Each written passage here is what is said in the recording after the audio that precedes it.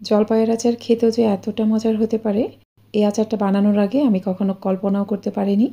জলপাই আচারের বেস্ট একটা রেসিপি হবে এটা। আমি আজ আপনাদের সাথে জলপাই আচারের 2টি রেসিপি শেয়ার করব। খুবই অল্প উপকরণে সহজভাবে তৈরি এই আচার দুটি খেতে যে কতটা মজার হতে পারে, একবার বাসায় ট্রাই না করলে বুঝতে পারবেন না। প্রথমে যে রেসিপিটি শেয়ার করব এটি হচ্ছে আমার খাওয়া বেস্ট জলপাইয়ের আচার। আচার তৈরির জন্য এখানে 2 কেজি পরিমাণ কাঁচা জলপাই নিয়েছি। দেখুন আমি জলপাইগুলোকে কিভাবে কেটে নিয়েছি। এই আচার বানাতে জলপাইগুলোকে এরকম কুচি কুচি করে কেটে নিতে হবে। সম্পূর্ণ জলপাইটাকে আমি চারপাশে একদম কুচি কুচি করে কেটে নিয়েছি। একদম মিহি কুচি করে কেটে নিতে হবে জলপাইটাকে। এখন আচারের জন্য একটা মশলা রেডি করে নিব। 2 কেজি জলপাইয়ের জন্য 4 টেবিল চামচ পরিমাণ পাঁচফোড়ন নিয়ে নিলাম। এরপর আমাদের লাগবে কয়েকটি শুকনা মরিচ। এই শুকনো মরিচ ও পাঁচফোড়নটাকে চুলার একটু কম আঁচে সময় নিয়ে ভাজবো। খেয়াল রাখবেন মশলাগুলো যেন পুড়ে না যায়। কিছুক্ষণ ভেজে নেওয়ার পর যখন দেখবেন এই মশলাগুলোর কালার অনেকটা চেঞ্জ হয়ে গেছে আর পাঁচফোড়নের খুব সুন্দর একটা সুঘ্রাণ পাওয়া যাচ্ছে, সে পর্যায়ে নামিয়ে ফেলতে হবে।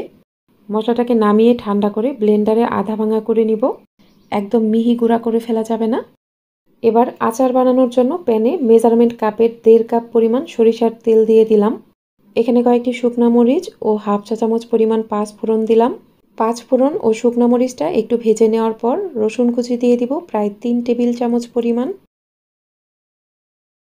রসুন কুচি দিয়ে কয়েক সেকেন্ড একটু ভেজে নেওয়ার পরেই সরিষা বাটা দিয়ে দিব 3 টেবিল চামচ পরিমাণ।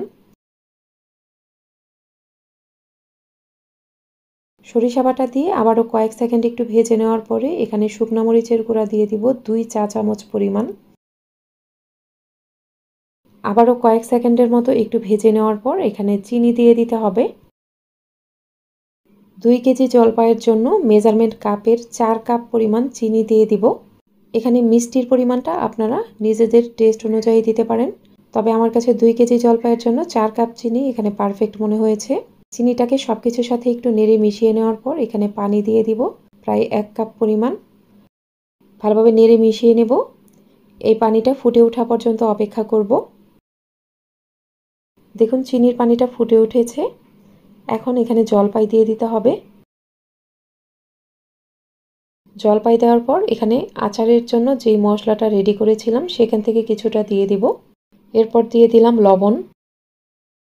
সব কিছু নেড়ে মিশিয়ে নেওয়ার পর চুলার মিডিয়াম আঁচে প্যানটাকে ঢেকে রাখবো প্রায় 30 মিনিটের মতো। মাঝে মাঝে এটা ঢাকনা খুলে নেড়ে দিতে হবে, নাহলে নিচে লেগে যেতে পারে। মাঝে একবার ঢাকনা খুলে নেড়ে এখানে ভিনেগার দিয়ে দিলাম প্রায় 4 টেবিল চামচ পরিমাণ। আচারটা অনেক দিন সংরক্ষণ করতে চাইলে এখানে ভিনেগার দিয়ে দিবেন। ভিনেগার দেওয়ার ফলে আচারটা অনেক দিন পর্যন্ত ভালো থাকবে। প্রায় 30 থেকে 35 মিনিট পর ঢাকনা খুলে নিলাম। দেখুন জলপাইগুলো পারফেক্টভাবে সেদ্ধ হয়ে গেছে। জলপাইগুলো সেদ্ধ হলেও আচারের শিরাটা এখনও ভালোভাবে জাল হয়নি। আচারের শিরাটাকে আমি আরও কিছুক্ষণ একটু জাল করে নিব।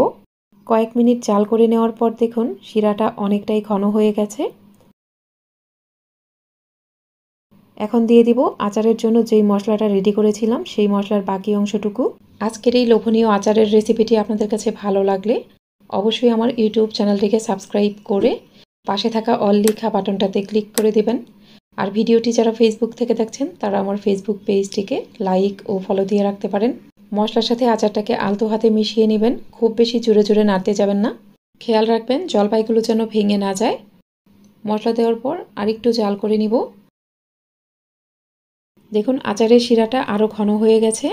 ঠান্ডা হয়ে যাওয়ার পর এই শিরাটা আরও অনেকটাই টেনে যাবে। আচারটা পুরোপুরি ঠান্ডা হয়ে যাওয়ার পর আমি আপনাদের দেখিয়ে দিব। এখন চুলাটা বন্ধ করে দিলাম। আচার পুরোপুরি ঠান্ডা হয়ে যাওয়ার পর ফিরে এলাম। দেখুন আচারের শিরা এখন আরও অনেক ঘন হয়ে গেছে। আরও কয়েক ঘন্টা পর শিরাটা আরও অনেক টেনে যাবে। এই আচার নর্মাল ফ্রিজে 1 বছর পর্যন্ত ভালো থাকবে। অবশ্যই কিন্তু আচারটাকে নর্মাল ফ্রিজেই রাখতে হবে। আমার এই আচারটি একদমই রেডি। এখন চলুন জলপাইয়ের আচারের আরও মজাদার একটা রেসিপি শেয়ার করি। আচার তৈরির জন্য 2 কেজি পরিমাণ কাঁচা জলপাই প্রথমেই ভালোভাবে ধুয়ে নিয়েছি। জলপাইগুলো ধুয়ে পানি ঝরিয়ে নেওয়ার পর এগুলোকে এরকম 3 ফালি করে কেটে নিয়েছি। প্রত্যেকটা জলপাইকেই আমি 3 ফালি করে কেটেছি। এই আচার বানানোর ক্ষেত্রে একটু বড় সাইজের জলপাই নেওয়ার চেষ্টা করবেন। আচার তৈরির জন্য প্রথমেই একটা মশলা রেডি করে নিব। একটা প্যানে কয়েকটি শুকনা মরিচ, 5 থেকে 6টির মতো সবুজ এলাচ, 3 টুকরা দারচিনি, একটা তেজপাতা ও 3 টেবিল চামচ পরিমাণ পাঁচফোড়ন নিয়ে নিলাম। এই মশলাগুলোকেও একইভাবে চুলার কম আঁচে একটু সময় নিয়ে ভাজতে হবে। মশলার কালার চেঞ্জ হয়ে গেলে এবং খুব সুন্দর একটা সুঘ্রাণ বের হয়ে যাওয়ার পর বুঝতে হবে এটা হয়ে গেছে। ঠান্ডা হয়ে যাওয়ার পর এগুলো ব্লেন্ডারে আধ ভাঙা করে নিতে হবে। এবার আচার বানানোর জন্য প্যানে প্রায় 1.5 কাপ পরিমাণ সরিষার তেল দিয়ে দিলাম। তেল গরম হলে 5 ফোড়ন দিয়ে দিলাম 1/2 চা চামচ পরিমাণ। 5 ফোড়ন একটু ফুটে ওঠার পর এরকম ছোট ছোট করে কেটে নেওয়া 7 থেকে 8টির মতো শুকনা মরিচ দিয়ে দিলাম। এগুলো কয়েক সেকেন্ড একটু ভেজে নেব। খেয়াল রাখবেন শুকনা মরিচটা যেন পুড়ে না যায়। এখানে শুকনা মরিচের কালারটা এরকম লাল লালই রাখতে হবে। একটু ভেজে নেওয়ার পর সরিষা বাটা দিয়ে দিলাম 3 টেবিল চামচ পরিমাণ। সরিষা বাটা দিয়ে প্রায় 15 সেকেন্ডের মতো একটু ভেজে নেওয়ার পর জলপাই দিয়ে দিতে হবে। এ পর্যায়ে দিয়ে দিলাম 2 চা চামচ মরিচের গুঁড়া ও অল্প পরিমাণ একটু হলুদের গুঁড়া। আচারের জন্য স্বাদ অনুযায়ী লবণ দিয়ে দিলাম। জলপাইয়ের সাথে সমস্ত মশলাই ভালোভাবে নেড়ে মিশিয়ে নিতে হবে। জলপাইগুলোকে সমস্ত মশলার সাথে ভালোভাবে নেড়ে মিশিয়ে একটু ভেজে নিয়েছি। এখন চিনি দিয়ে দিব। এখানে 2 কেজি জলপাইয়ের জন্য মেজারমেন্ট কাপের 3 কাপ পরিমাণ চিনি দিয়ে দিলাম। আচারে মিষ্টির পরিমাণটা আপনারা নিজেদের টেস্ট অনুযায়ী বাড়িয়ে অথবা কমিয়ে দিতে পারেন। চিনি দেওয়ার পরেই দেখবেন এখান থেকে অনেকটা পানি উঠে আসবে। এ পর্যায়ে দিলাম বেশ কিছু পরিমাণ রসুনের কোয়া। আর আচারের জন্য যেই মশলাটা রেডি করেছিলাম সেখান থেকে অল্প কিছুটা দিয়ে দিব। ভিনেগার দিয়ে দিলাম প্রায় 4 টেবিল চামচ পরিমাণ। আচারটা অনেক দিন সংরক্ষণ করতে চাইলে অবশ্যই ভিনেগার দিবেন। ভিনেগার দেওয়ার ফলে আচার অনেক দিন পর্যন্ত ভালো থাকবে। যে কোনো আচার তৈরিতে আপনারা অবশ্যই একটু বড় ধরনের পাত্র নেবেন। একটু ছড়ানো পাত্র নিলে আচারটা খুব সহজেই বানানো যাবে। জলপাইগুলো ভেঙে যাওয়ার চান্স থাকবে না। সব কিছুই ভালোভাবে মিশিয়ে নিয়েছি। এখন চুলার মিডিয়াম আঁচে প্যানটাকে ঢেকে রাখবো প্রায় 30 মিনিটের মতো। অবশ্যই আচারটাকে চুলার মিডিয়াম আঁচে 30 মিনিটের মতো জাল করবেন। তাহলে জলপাইগুলো আস্তে আস্তে সেদ্ধ হবে আর আচারের কালারটাও সুন্দর হবে।